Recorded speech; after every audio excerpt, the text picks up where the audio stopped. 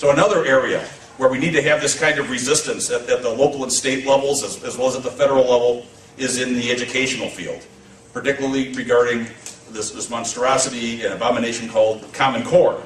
And Kathy Irvine is here to discuss that one with us. Kathy? She is.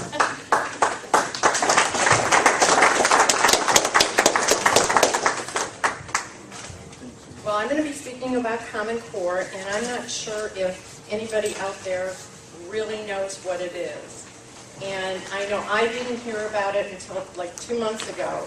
And when I looked into it, it was unbelievable. It's nothing but the nationalization of our education in schools. Anyway, I'll continue on. What is Common Core? It's a national curriculum standard and a federal program of data tracking personal information on students. The original goal when it was implemented was to bring all of the curriculum in the United States and align it, just align the educational system so that everybody was in the same books and everybody was in the same, looking at the same material throughout the U.S. And then I think it's really important that we know how Common Core was developed, because there's a lot to learn from this. Between 2008 and 2010, Bill and Melinda Gates Foundation provided $35 million to a consortium of 2 non-government trade associations. That was the National Governors Association and the Council of Chief State Officers.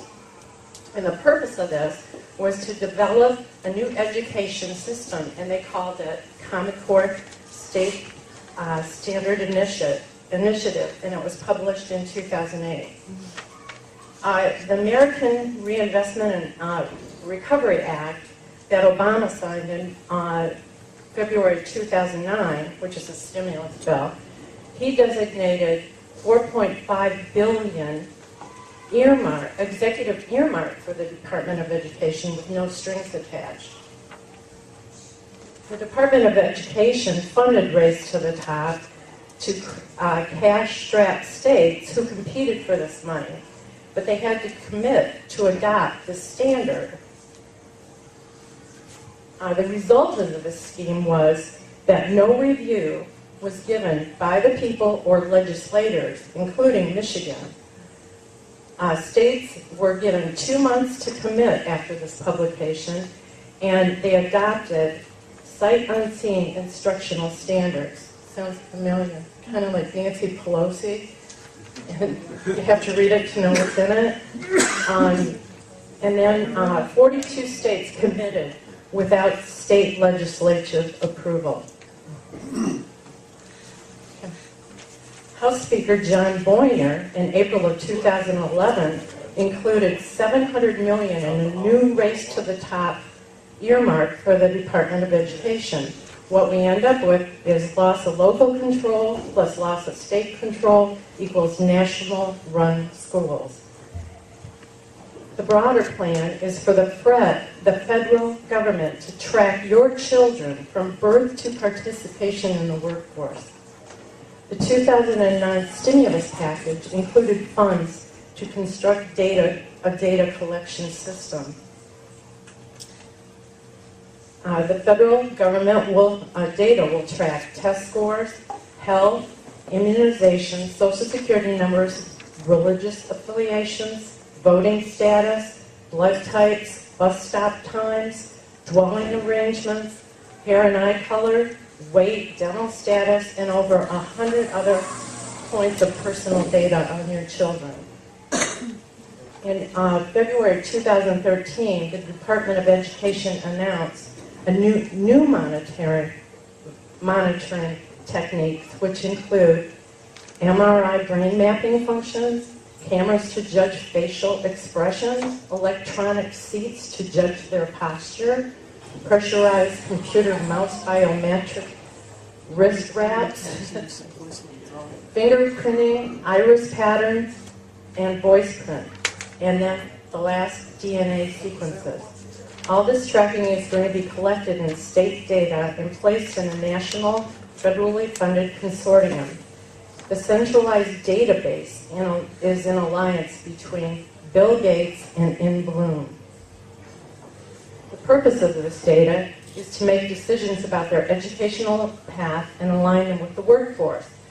No parental rights are given to parents for the data, and they are changed to the federal level through executive regulation. Despite the Family Educational Rights and Privacy Act, the Obama administration paved the way for private entities to buy this data. Race to the Top was nothing but a gimmick. It was an extension of No Child Left Behind, and it de-emphasizes all literature. It eliminates classics like Catcher in the Rye and things like that, and they're replacing it with EPA manuals, and it's crazy. It lowers the reading and math skills, and science classes emphasize climate change. And they've rewritten history, as we witnessed for many years.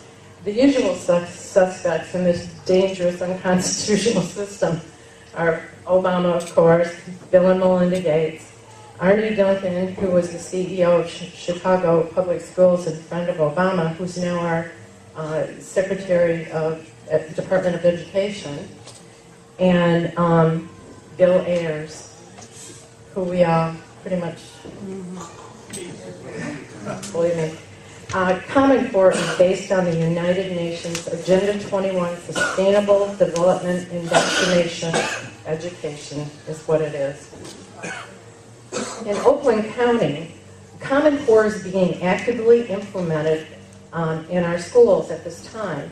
At this point, they focus on math and English, and they'll be including the science and I believe the history next year. But they have to have their data system in place by 2014. And that estimated cost is going to be about $3.6 billion for Michigan taxpayers, on top of what we're paying already. Thank God for this man.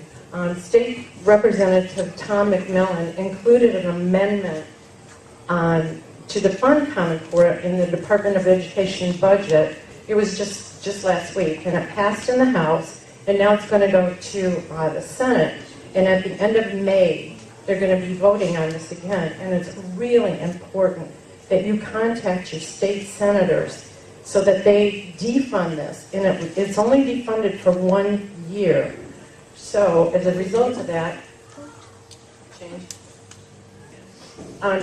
now State Representative Tom McMillan, he's introduced HB 4276, and I passed out some sheets on that, and this bill would permanently defund Common Core.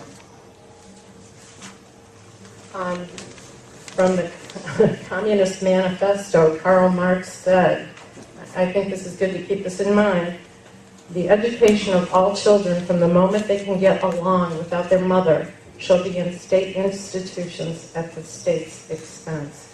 It's really, really important if you're a parent or a grandmother, as I am.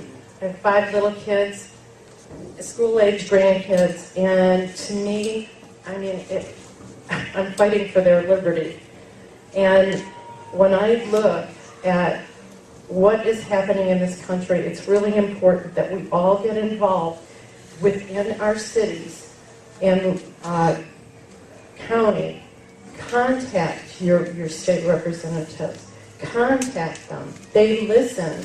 And not only that, go to your school board meetings. We need to be active. We need to know what's going on and let them know that you're opposed to all of this, because it's terrible. Anyway, thank you.